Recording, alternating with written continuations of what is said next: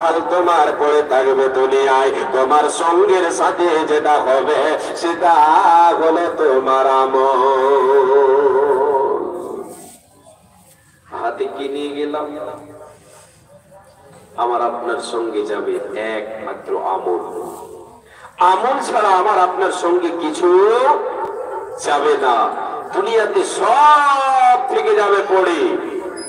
চলে গেছেন আমার আপনার বাপ দাদা, অনেকেই চলে গেছেন, গুজরে গেছেন। কেউ দুনিয়ার সাই সম্পদ নিয়ে যেতে পারেনি। সব দুনিয়ায় পড়ে আছে, সব পড়ে আছে। শুধু করেছে সে দুনিয়াতে কেমন ব্যবহার ছিল তার, কি ইবাদত করেছে, আল্লাহর হুকুম কতটা মেনেছে, আল্লাহর নাফরমানি কতটা করেছে, এই আমলগুলি তার সঙ্গে রয়েছে। সে আমলগুলি সঙ্গে নিয়ে গেছে। বিশ্বনবী বলেন, হে উম্মত, উম্মতিরা শুনে নাও, তোমার সঙ্গে সাথে হবে তোমার আমল। আমল ছাড়া তোমার সঙ্গে কিছু যাবে না, যাবে না, যাবে না।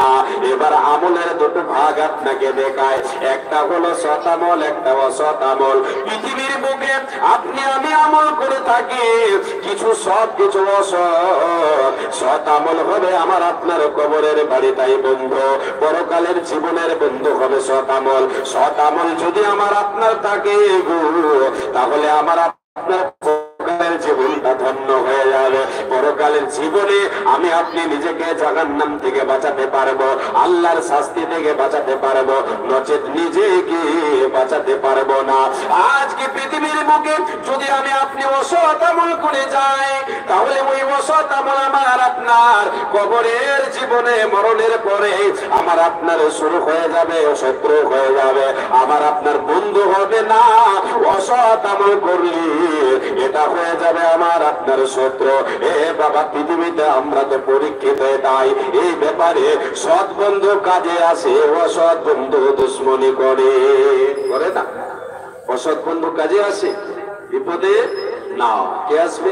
সৎ বন্ধু বিপদে কাজে আসবে। আমল সৎ থাকলে পরকালের জীবনে সাকসেস, আর যদি আমল অসৎ থাকে তাহলে পরকালের জীবনে আমি আপনি জীবনটাকে বরবাদ করে দিলাম। ইহকাল হচ্ছে আমার আপনার কিসের জায়গা? আমলের জায়গা। সঙ্গে যাবে আমল, এটা হচ্ছে আমলের জায়গা। ও হযরতে আলী রাদিয়াল্লাহু তাআলা আনহু তিনি বলেছেন, বুখারীতে এই ভাষাটা আছে, তিনি বলেছেন তিনার বাণী, আল ইয়াউমা আমালুন ওয়ালা হিসাবুন ওয়া গাদান হিসাবুন ওয়ালা আমালুন। হযরতে আলী রাদিয়াল্লাহু তাআলা আনহু তিনি বলেছেন, রাসূলের জামাতা চতুর্থ খলিফা, তিনি বলেছেন কি, আল ইয়াউমা আমালুন, এ আল্লাহর গোলামেরা তোমরা শুনে নাও, রাসূলের সাহাবীরা শুনে নাও, আল ইয়াউমা আমালুন ওয়ালা হিসাবুন, আজ হচ্ছে তোমার আমলের সময়। আজ বললে তো যতদিন তুমি বেঁচে আছো, তোমার শ্বাসটা যতদিন চলছে রে, যতদিন তোমার কাছে মালাকুল মউত না এসেছে, এতদিন হচ্ছে তোমার আমলের সময়, হিসাবের সময় নয়। তোমাকে হিসাব করতে হবে না, হিসাব করতে হবে না।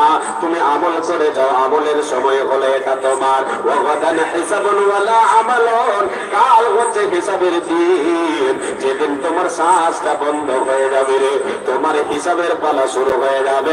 আমল করার জন্য তোমাকে সময় দেওয়া হবে না, হিসাবের পালা শুরু হয়ে যাবে, আমলের দরজা তোমার বন্ধ হয়ে যাবে। কার ভরসায় আছো রে?